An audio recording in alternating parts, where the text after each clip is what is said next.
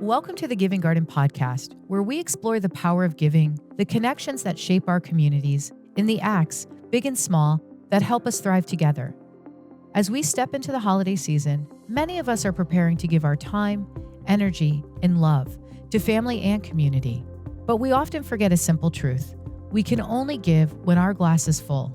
Without grounding ourselves and caring for our own well-being, holiday gatherings can quickly shift from joyful to overwhelming. That's why today's guests are so important. We're joined by two women whose life's work is devoted to helping us refill that glass. Dr. Miguelina Rodriguez and Dr. Griselda Rodriguez-Solomon, the Afro-Dominican twin sisters behind Brujas of Brooklyn, a sacred space they've created for a community of more than 28,000 cycle breakers with the mission to help women of color and all who seek healing care for themselves and reclaim joy as a daily practice. They are professors from within the City University of New York's network of schools. They are doulas, certified yoga instructors, and have been featured in outlets like ABC, NPR, Univision, The New York Times, and Oprah Magazine, to name a few. Through multi-sensory workshops and accessible grounding practices, they remind us that healing is not only for the individual, but can also be beneficial for the collective.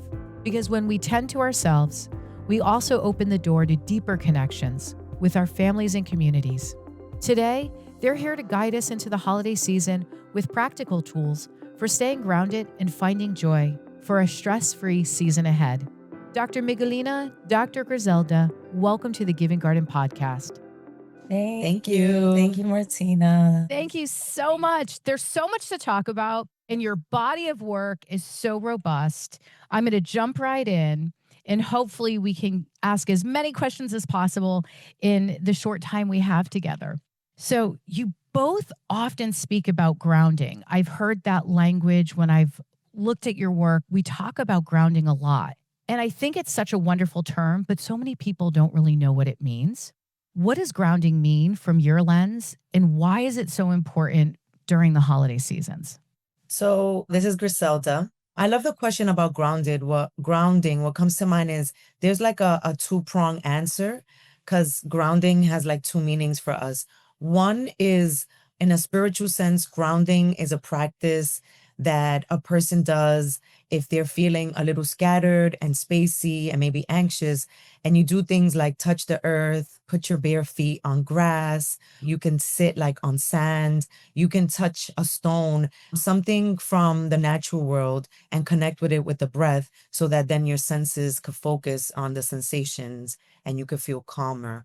Grounding for us also means staying rooted in your essence, in your background, in your identity, not getting lost in the accolades, the titles, the experiences, to the point where you forget where you came from. So staying or remaining grounded means those two things to us. And I think the second part of the question was the importance of grounding during the holidays.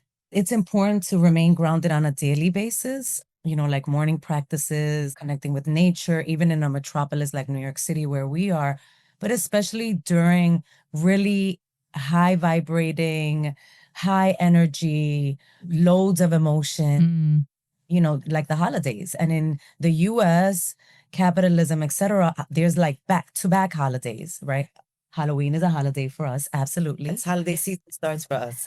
It's also like multi-billion-dollar industry. It's Halloween, Thanksgiving, then it's Christmas, it's Hanukkah, it's Kwanzaa, it's New Year's, it's Three Kings Day, Latinx community. And it's a lot. And there's a lot of expectations. And there are a lot of gatherings with family and with friends. And there's a lot of shoulds. You should. Oh gosh, yes. You should purchase this. And I think that you could get lost in that like sea of shoulds. So remaining grounded with practices like Gri mentioned, that's really important. And, the elephant in the room when it comes to holiday gatherings, family. You're going to be around family, and it's a beautiful thing, and it could be a triggering thing. For some people, holidays are exciting. There's so much to do. Oh my God, I'm going to see like my aunts that I haven't seen since last Christmas. For other people, they approach the holidays with a little bit more dread and a little bit more fear, because they fear they're going to be triggered. So it's extremely important to remain grounded during the holidays, taking breaks. If you're in a family gathering, taking breaks, going on walks, trying to find someone like a cousin that you are like close with. You said something in the beginning about being connected to earth, especially for us at Dr. Hauschka. We have such a beautiful relationship with Mother Earth. The space of just being connected to the earth can really ground you and calm you in a way. Mother Nature is extremely powerful. A lot of people think, oh, I can get natural skincare or I can get organic apples, but they're not recognizing that being in nature is such a valuable tool and it's an easily accessible tool. You can go for a walk, you can see a tree, you can take a moment, you can pause. And I want to then fast forward into what you said about people can become overwhelmed and triggered when other people in their life are focusing on the holidays with this joy and this anticipation and this excitement. I think particularly depending on what type of family you come from and culturally, I'm Latinx as well, Mexican Americans, holidays are so big and there's so many expectations and they're done at such a high level that it can be overwhelming. I grew up with the idea of you should, you should, you should, and it comes into every aspect of your life during the holiday seasons. And it's not just about, I should gift, I should do this, I should host, I should invite this person. And then all of a sudden you're kind of in this tug of war with yourself because of all the shoulds, and that sea of shoulds can be very overwhelming. But I love the fact that you've out of the gate, you've shared the fact that somebody can really just have a moment, touch a stone, see a tree, go out into nature and breathe deeply and be able to move past some of these expectations a little bit easier than they would have had they not thought about some grounding practices. And what does grounding mean for me? Because I'm sure it means something different for everybody. So we're on the holidays. So this question is really about the holidays. And although we talked about it a little bit, this line comes to mind, and people often say there's songs about it. The holidays are the most wonderful time of the year. For many, it's the most stressful time of the year. One of the things that I recognize is that it is particularly stressful for women. How can you help women? Because I think the shoulds are often on women versus the male in the family or the male in the household. That should often falls on the shoulders of women during the holidays and every day. But what are some of the tools that you might be able to offer women in particular? I love that we're having this conversation among three Latinas because there's resonance, right? I sense that a big thing is expectations. That's a start to kind of go in and look at the expectations you carry around the holidays and do your best to identify what expectations are your own that you've developed and what expectations you've inherited. So, for example, being Dominican, we come from a big family that traditionally gets together in a big way during the holidays. That's starting to change more and more just because of, modern living. And also because I think the younger generations are understanding that like those really big events take a toll on the women in the family. So now we're doing smaller events. Right. I think that may be a start. I know that if it may feel some type of way to be like, oh, but some people really like being in like really big family gatherings. But at least for my sister and I, that we're now carrying the torch of the elders in our family. We're doing things smaller scale. Right. And then another important thing, in addition to those expectations, is delegating. Right. I think that growing up, I saw my mother and my aunts, our godmothers take on a lot and then not only not delegate, but then be resentful because they felt like they were carrying a lot and the people around were not like doing anything. It wasn't that they were doing anything. They didn't know what to do.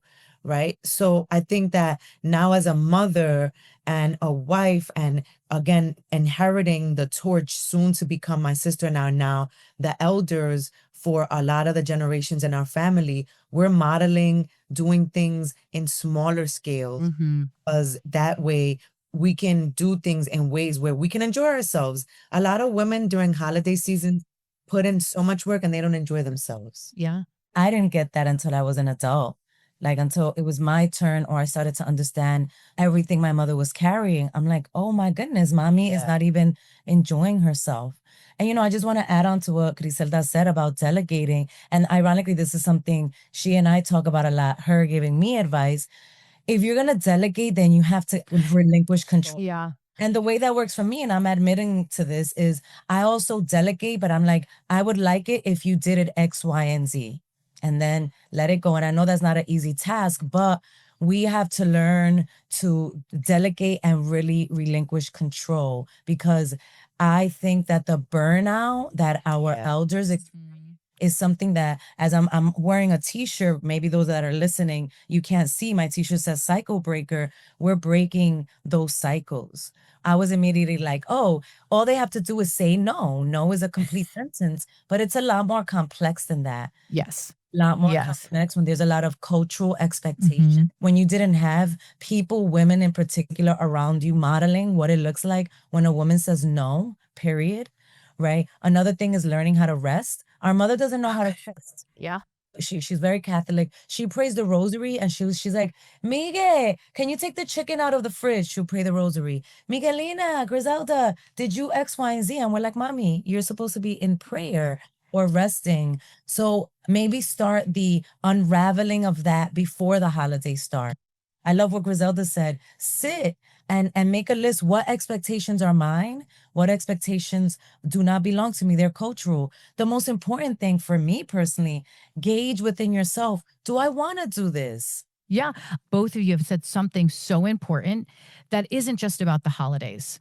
It's about women in general, delegating, releasing control, but importantly, finding the space to say no.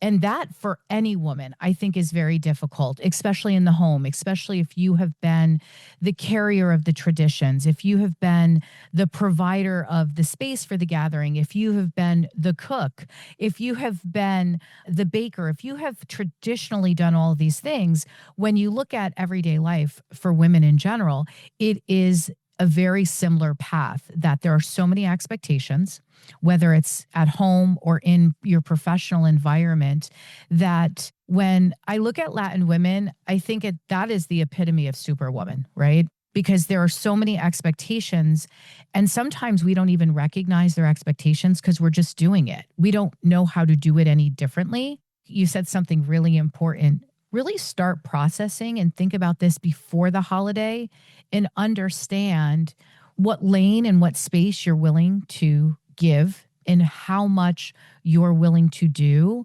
within a healthy space for yourself before you even get there. How do you suggest that listeners might be able to pause and dial back into themselves during these situations so they can recognize maybe some of, I don't want to say the warning signs, but maybe some of the flags that are happening in their own mind that might start to create high stress levels for them? I mean, just quickly, I think what I mentioned earlier, doing the work prior to the holidays so that you recognize your patterns. Oh, like for me, I'll be honest, I start to sweat profusely. I'm like stressed out. My pits are sweating. The back of my knees are sweating, right? That's my body's response to extreme acute stress. It was just like really, really fast, right? And I think that understanding my body in that way helps me say, you know what, let me take a beat. Let me catch my breath.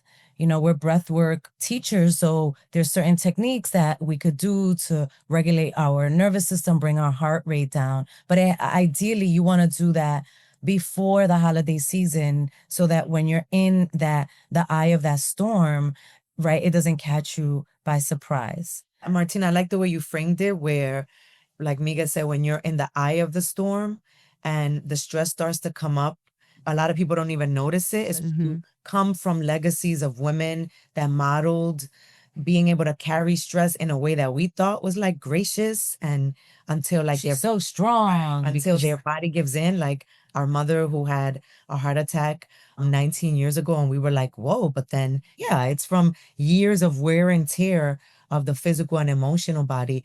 Practical perhaps tools, I try to put myself, okay, like it's the 23rd, December 23rd, Latinos mostly tend to celebrate Christmas Eve. And I would say trying to get as much rest as possible. I know that's difficult. One thing I like to do sometimes when I need to take breaks, I'll go into like a dark room and just turn on white noise, and I'll put on like a 25-minute timer and just like lay in the bed. It doesn't have to be like, and like sage and ringing a bell. All of that is great. But sometimes just sitting in a dark room in silence with a timer so that you don't get lost in taking a break and then coming back out. Because I think a telltale sign for me, like Miga said, is her pits and the back of her knees is irritability, right? I go left. I go from 0 to 300.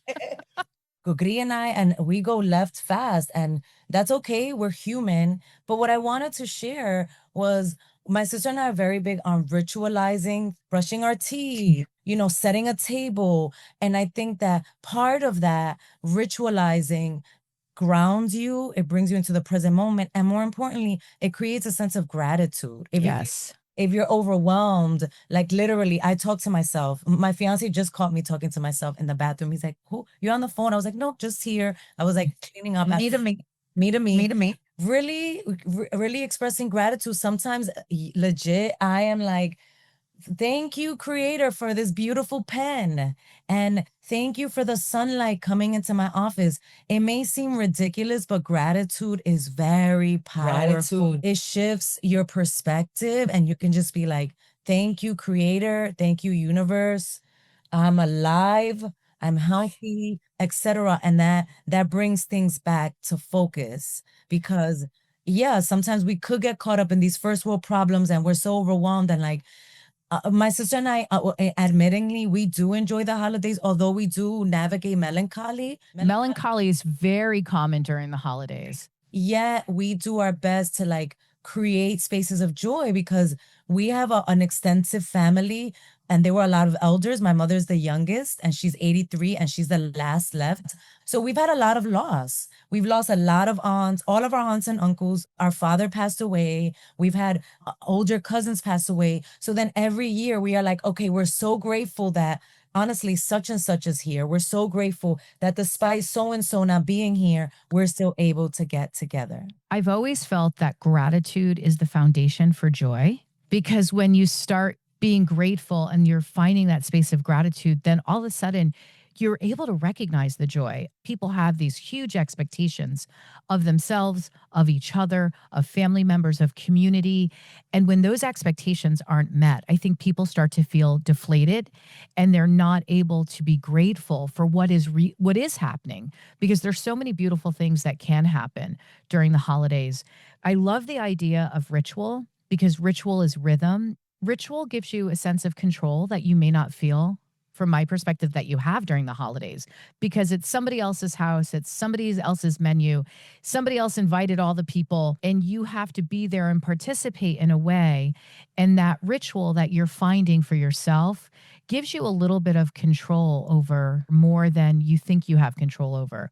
The holiday season is so long. And by the time you get to Christmas Eve, like, you've already had so many things in the holiday season. And fall is also a very difficult time for people. It's early and it's so dark out. And in the morning, you're waking up and the sun isn't quite out yet.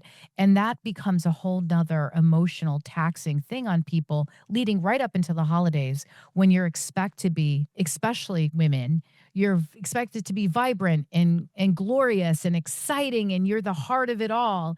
And it's exhausting. It's exhausting to do that. And so I think this conversation is so valuable, not just for the holidays, but for women in everyday life, as they're managing households, they're managing themselves, they're managing employment, all of those things that we make look easy, but it is not.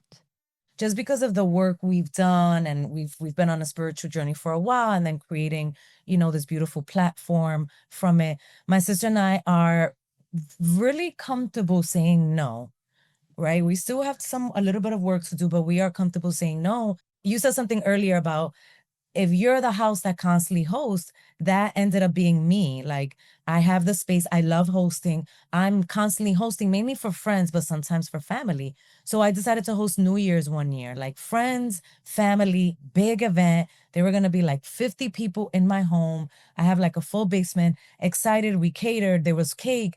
We were ready. And the day before, on the 30th, I woke up not feeling well. You had a fever. I had a fever. I took a COVID test. I didn't have COVID, but like I had a fever. I wasn't feeling well. And the whole day I was like, what do I do? What do I do? I slept on it. I woke up. I still remember I was sitting right here. Those that know me know my elephant brain, my elephant mind. I'm sitting right here.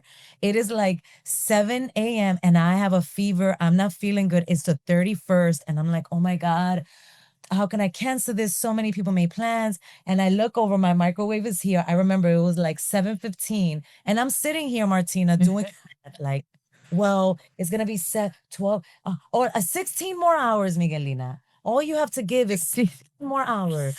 I was counting like in about 16 or 17 hours, your house will be empty and you can rest. You and I remember sitting here and feeling like I'm betraying myself if I do that. I'm going against everything that I teach, that I tell my students, right? That I tell my younger family members. And I had to make the difficult decision. And I was like, y'all, I'm so sorry. And then Grizz was so gracious enough. She started like repartiendo, like divvying up the food and the cake. Like she took the cake, she took the food, she drove it to somebody's house. Because then the family was like, all right, we're just gonna stay like the units are just gonna stay by themselves, right? So I think that for me, that was a really big moment. I was sad, but I knew that I didn't have the capacity. I also didn't want to compromise anyone because I did have a fever, right? And the second thing I wanted to add, something that works for me, I have a very peculiar relationship with time. I can be a procrastinator. I could put stuff off. And then, like, for example, I have a walk-in closet. I'm blessed with a walk-in closet. Instead of putting my stuff away when I'm done, I just throw it in the closet. I close it. That's my thing. You're the only one that does that. No, the only one. I spend like 3 hours on a Saturday afternoon when I can be doing something else, cleaning this closet. So what I do is I put timers and I'm like, Miguelina, we're gonna in 20 minutes on a Wednesday, you could do a lot. Cause I'll be like, I don't have time. I have all this grading to do. And Grizz and I have a meeting for Brujas and we have that podcast episode. 20 minutes, you can do a lot. The same thing when you're cooking, prepping, hosting. Say, you know what? I'm going to put a timer for half an hour and I'm going to make sure this task gets done in half an hour. Because if you are like me, a half an hour task can take you 2 hours because the music is playing and maybe you're sipping on a little something and oh my God, Instagram. But really honing in on those 30 minutes, it can help you complete a task that would have taken you longer. And it for me, it just alleviates more, it alleviates the stress. The stress, absolutely. You said two really important things. We kind of came back to the no and getting comfortable with saying no. And that's not easy. And I think you said something really important in that conversation, that if you don't say no at some point in some situation, you're betraying yourself. And it's so hard to say no because it feels so negative. And I had a similar situation, and I don't think I've ever said no professionally, ever, because I always feel like it's on me. I'm going to let the team down. They need this. And I was in Germany, and this is going to be the beauty of Dr. Hauschka as well as a company, as an organization. I was getting ready for a surgery. And I wasn't feeling well. I was literally in Germany. I was coming back. I was going to have this surgery the next week. And as I was there, I was getting progressively sicker and sicker and sicker and sicker. I woke up the next day and I should have stayed along with some of my global colleagues, and my team was coming home ahead of me. And I woke up and I said, I just can't. There is no way that I can stay here. I was so physically ill. So I reached out to the board, and the board was like, oh my gosh, get on a plane now, go home. And was like, is the team going to get you on a plane? Is the team going to get you home? Because I was actually getting sicker by the minute. And I had to take a step back when I went through the surgery, and I was really reflective. And I thought, you know what? It would have been okay to say no, to not even get on the plane and go to Germany in the beginning. And I think you have to have a little bit of faith. And you have to have a little bit of confidence in that boundaries are healthy and that health is your priority. And even though we're expected to do so much, that the support I fortunately work in an incredible organization that really believes in the health and wellness of people first, over profit. So we have that luxury. But because I'm given that so much gratitude in this space, I feel like I should be doing more. And that is what led me to get on this plane to Germany when I should have been home resting before my surgery. So I think it's really hard to say no when you don't want to let anybody down. Women, when they get stronger at saying no, in establishing boundaries and establishing space for themselves to accomplish the things that are good and healthy for them, like if it's cleaning a closet or if it's taking 15 minutes, because you're eliminating stress for yourself, that allows you to be healthier and whole. And I think we're not good at that as women, and we need to get better at it, because there's nothing wrong with no. It just means that you cannot simply do it and you don't have the capacity. And it goes back to the expectation. I think there's such an expectation that we will always have this tremendous capacity to get things done from sunup to sundown. As I think about this conversation, I know that you do things such as the 40-day sadhanas. For somebody who's new and is listening, might not be familiar, how could they possibly start maybe a shorter version of that to be able to work up to a bigger, more robust, deeper practice for themselves? One thing that comes to mind, so my sister and I have worked with this amazing woman called Shadi Asani, and she's a mental health practitioner, a life coach. And in my time working with her, this was 5 years ago. Wow. She had me come up with a list of non-negotiables, things, right, that like are important to you, whether it's making sure you eat breakfast, journaling, Going on walks. going on walks. I have like a rebounder, like a a little trampoline, jumping on it for like 2 minutes. She just had me, it was fun, do a list. And then, Miguelina and I tend to be type A. So We tend to be. we're so it's like which a lot of women Many successful, especially many successful Latin women, are type A. we have to be, right? Like, unfortunately, I'm proud to be type A. I'm learning how to scale it back, right? But the point I'm bringing up type A is because then there's listeners that are type A that are taking notes and they're like, I want to go above and beyond to do this. And it's like, Sade was like, just pick one of those things on your list of non-negotiables, one, and promise yourself for 7 days, you're going to do one of those things. And not every day. It could be one non-negotiable today. I'm going to jump on the rebounder for a minute. The next day is I'm going to sit with a 5-minute timer and I'm going to journal. The day after is I'm going to go on like a 20-minute walk. The practice that can build up to something more consistent and bigger is promising yourself that you're going to do something for yourself, even if it's for 5 minutes every day for 7 days. And it goes back to the Right? conversation about betrayal, which I mean, some people Yeah. may take it and they may feel heavy, but it's true. Like you honor yourself when you say, today I'm going to jump on the rebounder for a minute. Today I'm going to take a walk for 20 minutes out in some sunshine, right? And the interesting thing about life within the context of the holidays and in general, it's like we clench our pearls. I can't believe this person betrayed me. I can't believe X, Y, and Z. But then we seldom sit and look at the ways we betray ourselves. And I think that these 40-day sadhanas, which you're asking ways to build up to it, they're so powerful because for 40 consecutive days, you are showing up for yourself for 20 to 25 minutes a day and practicing a specific meditation. By day 40, your nervous system is not the same nervous system. You're not the same person. So personally, I think the way I would answer that question, how to build up to that, for me is the mornings. The mornings are very sacred, right? And I'm not a mother yet, but Griselda has done a beautiful job of modeling like a mom that has boundaries and puts herself in a predicament where she could give from an overflowing place.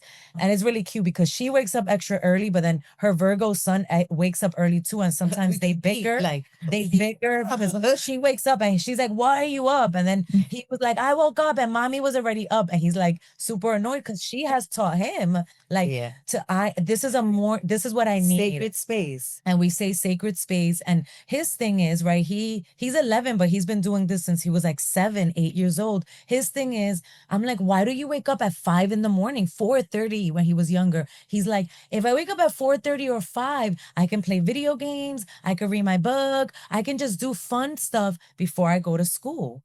And that's so funny that like a 9 or 10-year-old can teach us so much, because for me it's the mornings, Mm-hmm. warm cup of water with lemon, right? It's the just sometimes I just sit here. I sit here on this couch, silence, right? Maybe it's working out. Maybe it's 15 minutes of journaling. Maybe it's 5 minutes of meditation, some breath work. But starting, going back to that word ritual, ritualizing your mornings Mm. really builds up like this momentum, so then you can do an extensive 40-day practice. And Miguel and I are we tend to be reasonable because we put ourselves in the shoes of people that are starting a spiritual journey, Mm-hmm.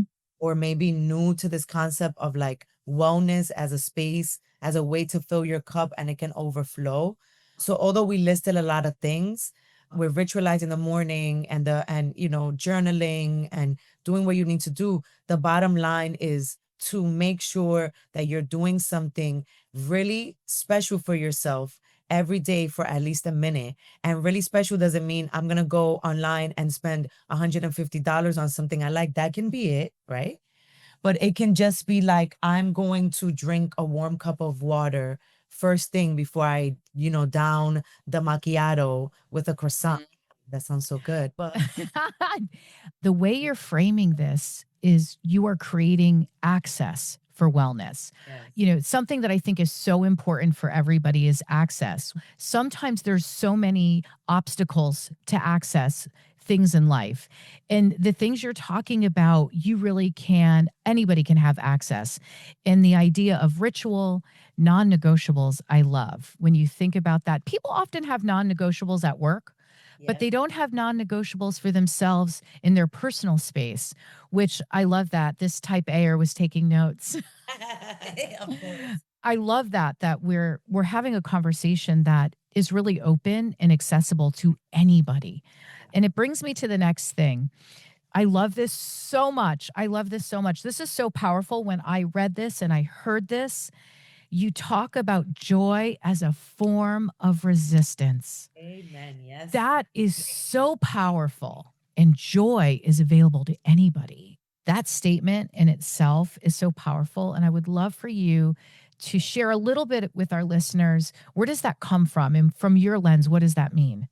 Personally, Gria and I, we show up and it's our Aries moon and we're bubbly and we're bright and we're like the life of the party. And it's like, oh my God, you're so kind, you're so warm. And sometimes you create so much joy. Sometimes people can interpret that as like, you don't have problems. You Must be must be nice. nice. Must be nice. Yeah.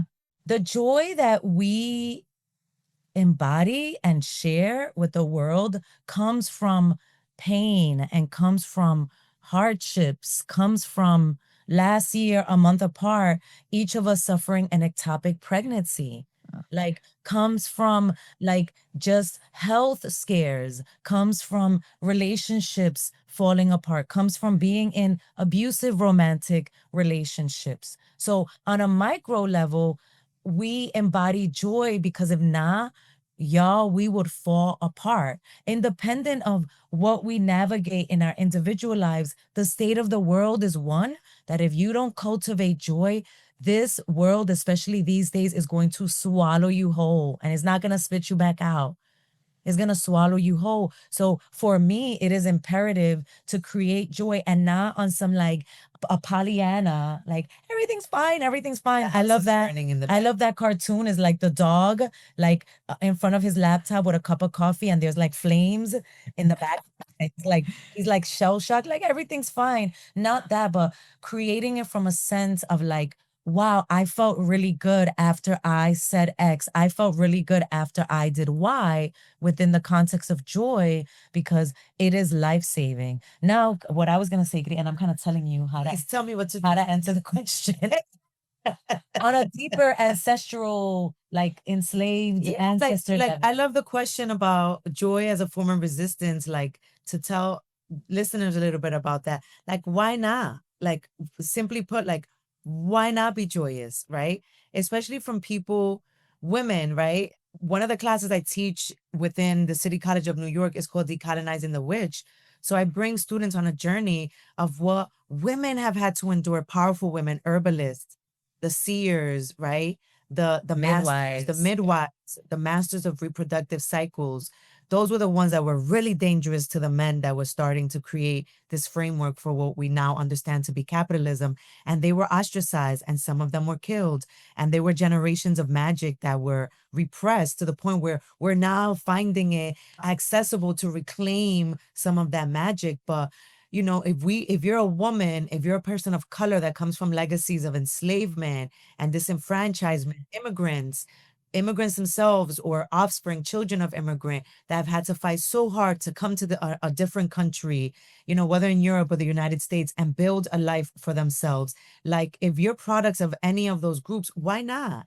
Like, because We were not supposed to be we here. were not supposed to be here, you know. And on top of that, when I start to feel guilt at resting, because it's still there, when I start to feel guilt because life seems to unfold for me in a way that just seems so magical sometimes, I have to remember, like, no, this is what my great grandmother prayed for, right?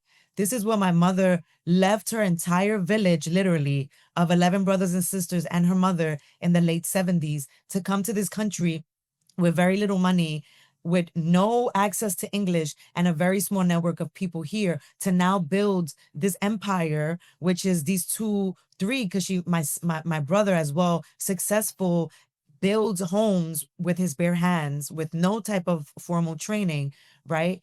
That she was able to like birth so many worlds. Why wouldn't I be joyous? Because my mother wasn't able to be. One of the things that I think is really interesting about this paradigm of dehumanization that we've lived in for hundreds of years is that it breeds guilt in people that choose to be joyous. But also, like we were saying earlier, my sister and I, like so many other listeners perhaps can relate, they sometimes feel like they receive some slack from people because it's like, you're just always so happy. And I wanted Like, I wanted to add to that. no, I'm not always happy. No. And two, I'm always peaceful, but I'm not always happy. I'm always grateful, not always, most of the time, right? One thing that I wanted to add, admittingly, I love the holidays. I love Christmas. I'm like, I am not December 1st, we playing. not even December. Well, my fiance is December 1st. If it was up to me, it would be right after Thanksgiving. But you know, I give it a break. But I decorate my home. And when I say I love Christmas, believe it or not, I always put a Christmas tree. My Christmas tree isn't always overflowing with gifts because I'm also not gonna break the bank. Because a lot of people get into a lot of debt because again, the should. I really do love Christmas, particularly decorating it and oh my God, Christmas carols and let's hang out and let's get so many gatherings. And to Griselda's point, I used to feel guilty because I was so joyous and there were people that weren't. Tone it down, Miguelina. Tone it down because, you know, so-and-so's mom just died earlier this year. So they're not happy with the holidays. Tone it down, Miguelina, because, you know, so-and-so doesn't have a good relationship with their father. So the holidays are tricky. Tone it down. And then I had to learn that, like, that is dark energy trying to like siphon light. We really need people on a genuine level to express gratitude and joy during the holidays, to invite people. Hey, you have a messed up relationship with your family? Come to my family. Absolutely. I think that's a common thing for people who love the holidays. My home is Christmas on steroids. I love the holidays. I have a theme every year, but I do understand there's so many people that don't find that joy. And what I've tried to do, a ritual that I've tried to create, is that I take one thing from my childhood that was so joyful for me. And so when anybody comes to my home during the holidays, they get Mexican hot chocolate. It's such a beautiful memory and it's warm and it's the perfect time of the year. And sometimes I invite people to try and make it themselves, or I send them home with a block of traditional chocolate. And I know that it's hard for people, but what I will say as we kind of wrap this up is that this idea of ritual, gratitude, and joy, I think is such a universal message. And it's one that lives beyond the holidays. And your work has been incredible in this idea that, you know, you can find the space, even in a hectic space, to really care for yourself and then be able to come back to the situation in a more joyful, grateful space. I can't thank you all enough. This has been incredible. And I want to, as we close the conversation, I'm reminded that the holidays are not just about what we give to others, but also about how we care for ourselves in the process. I think that's so important. The Brujas of Brooklyn have shown us that grounding isn't a luxury, it's a necessity. When we breathe, when we pause, when we tend to our own well-being, we create the foundation for more authentic connections with family, friends, and community. Their work reminds us that joy itself can be a practice, one we return to even in stressful moments. By reclaiming joy and centering self-care, we not only refill our own glass, we also model for others what it looks like to live with presence, compassion, and strength. So as you move through this holiday season, may you remember to ground yourself, protect your peace, and embrace joy as your gift, both to yourself and people who we love. For listeners who want to continue learning, I think this is really important, from your community or want to join your community, what's the best way to connect with you in the work of Brujas of Brooklyn? brujasofbrooklyn.com, and that's Brujas with a J, BRUJAS, brujasofbrooklyn.com, and Brujas of Brooklyn across all platforms, Instagram and TikTok. Yes. And Facebook. Fantastic. From all of us at the Giving Garden podcast, thank you for listening, and may your days ahead be rooted, joyful, and full. Thank you. As we close this conversation, I'm reminded that the holidays are not just about what we give to others, but also how we care for ourselves in the process. The Brujas of Brooklyn have shown us that grounding isn't a luxury, it's a necessity. When we breathe, when we pause, and tend to our own well-being, we create the foundation for more authentic connections with family, friends, and community. Their work reminds us that joy itself can be a practice, one we return to even in stressful moments. By reclaiming joy and centering self-care, we not only refill our glass, we also model for others what it looks like to live with presence, compassion, and strength. So as you move through the holiday season, may you remember to ground yourself, protect your peace, and embrace joy as your gift to both yourself and the people you love. From all of us at the Giving Garden podcast, thank you for listening, and may your days ahead be rooted, joyful, and full. Thank you for listening to the Giving Garden podcast. I hope you're leaving inspired, because even the smallest act can spark positive change. If you've enjoyed today's episode, don't forget to like, subscribe, and share. The Giving Garden podcast is produced by Edwin Batista and edited by Stephen West. A special thanks to Helen Polisi for her guidance and generosity. The Giving Garden podcast is brought to you by Dr. Hauschka Skincare USA, pioneers in natural skincare for over 50 years, and home to the Giving Garden loyalty program. Visit drhauschka.com to learn more.